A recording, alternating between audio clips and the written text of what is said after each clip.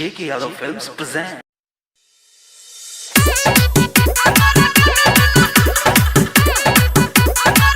J.K. Yadav Films.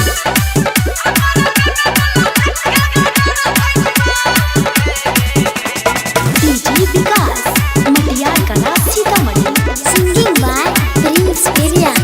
अच्छिए हमें आशिक डरे न छिए मारू से गोली चाहे बंदूक के कोनो हथियार से।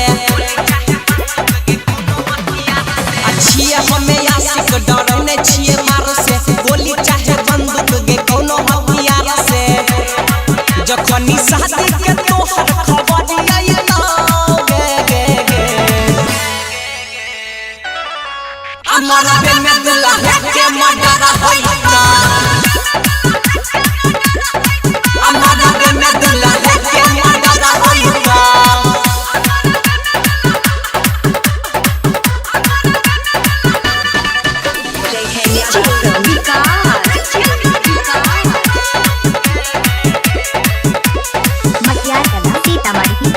Recording by माँ चंडिका स्टूडियो सहरसा।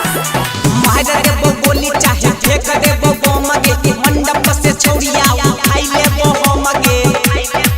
अनई बाबा के तोरा खबर आई ना गे गे गे हमारा बे में दुल्हा के मर्डर होई ना।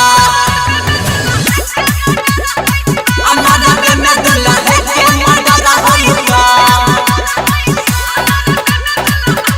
J.K. Yadav Films. DJ Vikas Matiyar Kala Sitamarhi singing by Prince Periya. बादा कइने रही तो तीर सभा के संग गे दुल्हा तोहर बेचना भरे छोटिए मंग गे। अरे के चंदन के गोली दाना दान जइतो गे गे गे हमारा बे में दुल्हा के मर्डर होई ना। हमारा बे में दुल्हा के मर्डर होई ना। J.K. Yadav Films.